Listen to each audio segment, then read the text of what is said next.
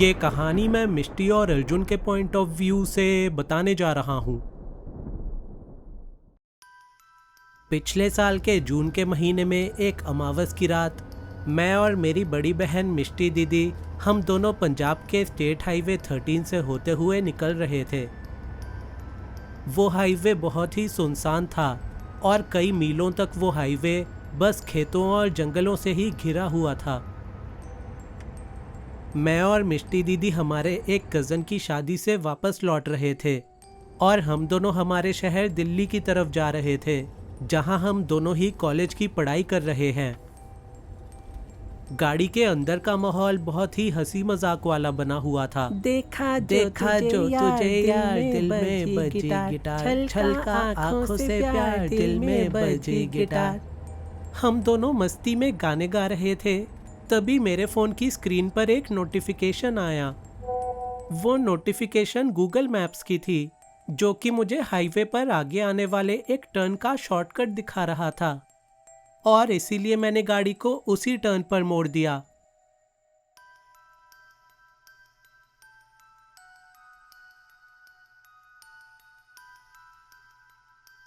कुछ 15 मिनट तक उस सड़क पर गाड़ी चलाने के बाद मुझे कुछ अजीब लगने लगा।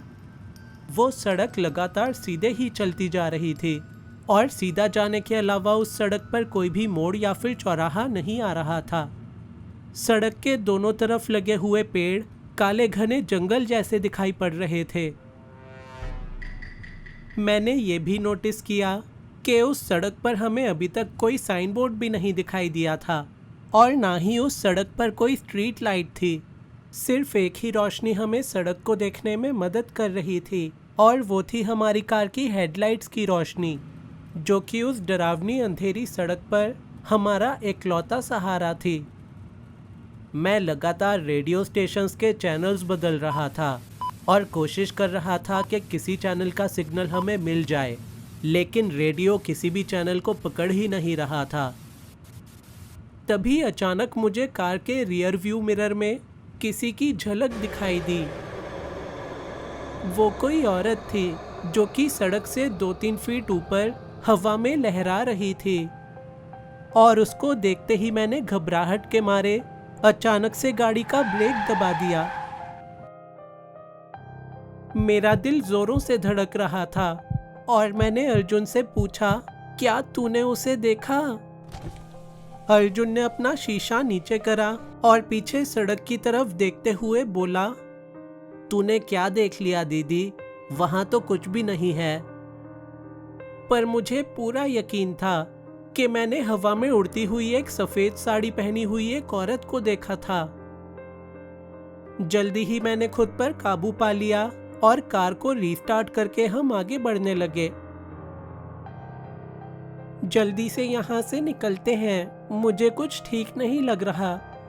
हम अपनी कार तेजी से दौड़ाने लगे, लेकिन थोड़ी दूर चलते ही हमारी कार के इंजन में से कुछ अजीब आवाज आने लगी और कार की हेडलाइट्स भी फ्लिकर करने लगी और देखते ही देखते हमारी गाड़ी सड़क के बीचों बीच आकर रुक गई। मिष्टी दीदी ने गाड़ी को रिस्टार्ट करने की बहुत कोशिश करी, लेकिन उनकी सारी कोशिशें उस समय बेकार जा रही थी। मैं गाड़ी को धक्का मारने के लिए बाहर निकला तो मैंने नोटिस किया कि चारों तरफ एक डरा देने वाली शांति थी और मुझे किसी भी तरह की कोई भी आवाज नहीं सुनाई दे रही थी।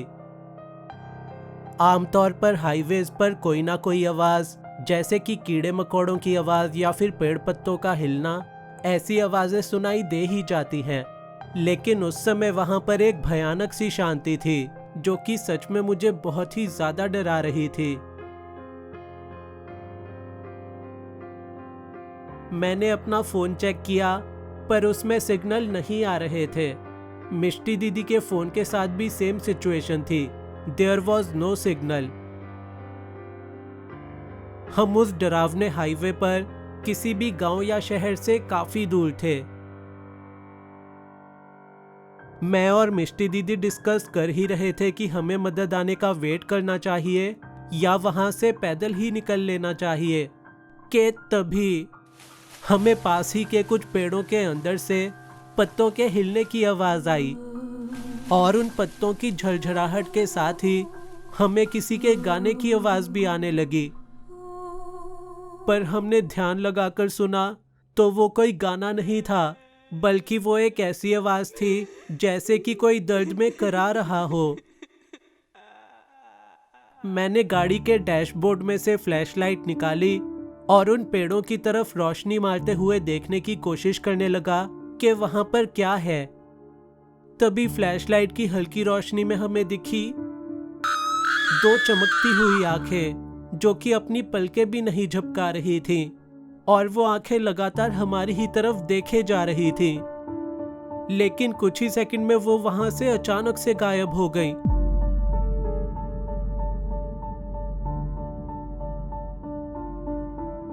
उन झाड़ियों के पीछे कोई है, मिष्टी दीदी ने डरी हुई आवाज में मुझसे कहा, और हम दोनों फौरन ही लपककर वापस गाड़ी के अंदर जा घुसे।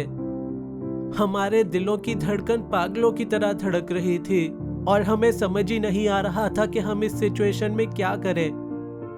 मिष्टी दीदी ने तुरंत ही दरवाजे लॉक कर दिए, पर फिर भी हम अपनी कार के अंदर सेफ फील नहीं कर रहे थे। तभी हमने नोटिस किया कि कार के अंदर का तापमान ठंडा होने लगा और सारी खिड़कियों पर ओस जमने लगी। और फिर तभी हमें पीछे वाली विंडशील्ड पर खटखटाने की आवाज आई।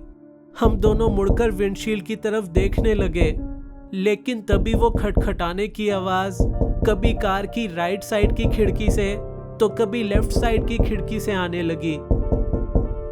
हमारा रोना निकलने ही वाला था कि तभी अचानक कार की आगे वाली विंडशील्ड से झांकते हुए 2 आंखें हमारी तरफ देखने लगी।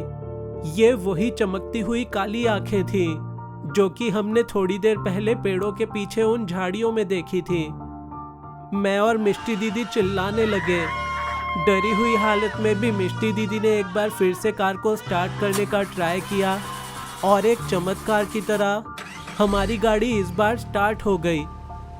मैंने पूरी ताकत के साथ एक्सेलरेटर को दबा दिया और टायर्स की तेज चिल्लाती हुई आवाज के साथ हमारी गाड़ी भागने लगी।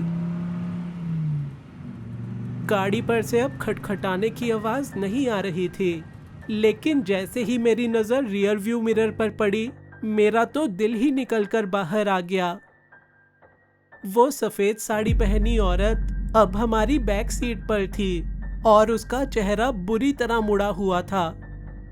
तभी वो अपनी कर्कश आवाज में हमसे बोली, तुम्हें यहाँ नहीं होना चाहिए था, ये सड़क मेरी है। और ऐसा बोलकर वो औरत अपना हाथ अर्जुन की तरफ बढ़ाने लगी। मैंने हड़बड़ाहट में एक्सेलरेटर और भी ज्यादा तेज दबा दिया था और हमारी कार 120 से भी ज्यादा की स्पीड पकड़ चुकी थी। लेकिन तभी सड़क के बगल में एक बोर्ड आया जिस पर लिखा हुआ था एंडिंग ऑफ हाईवे 13, और उस बोर्ड को पार करते ही वो भयानक सी दिखने वाली औरत चिल्लाती हुई हमारी गाड़ी के पिछले सीट से गायब हो गई। हम दोनों भाई बहन की कपकपी छूट रही थी, पर फिर भी मैंने कार की स्पीड कम नहीं करी और मैं गाड़ी को तब तक दौड़ाती रही जब तक कि हम एक पेट्रोल पंप पर नहीं जा पहुंचे। पेट्रोल पंप पर जो बूढ़ा अटेंडेंट था, हमने उसको हमारी आप बीती बताई तो उसने हमसे कहा, तुम दोनों बहुत ही लकी हो। हाईवे 13 एक हॉन्टेड हाईवे है जहां पर कुछ साल पहले एक ट्रक एक औरत को कुचलता हुआ निकल गया था। उस भयानक हादसे के बाद से उस औरत की आत्मा हाईवे 13 पर मंडराती रहती है और बहुत से लोग जो वहां से गुजरते हैं वो मारे भी जाते हैं। तुम दोनों बहुत ही भाग्यशाली हो जो वहां से बचकर निकल आए। उन अंकल के मुंह से ऐसी डरावनी बातें सुनकर हमारी तो बोलती ही बंद हो गई थी। और उस रात के बाद से हम दोनों भाई बहन के अंदर एक ऐसा डर बैठ गया कि अब हम दोनों रात में कभी भी हाईवे से होते हुए कहीं नहीं जाते हैं।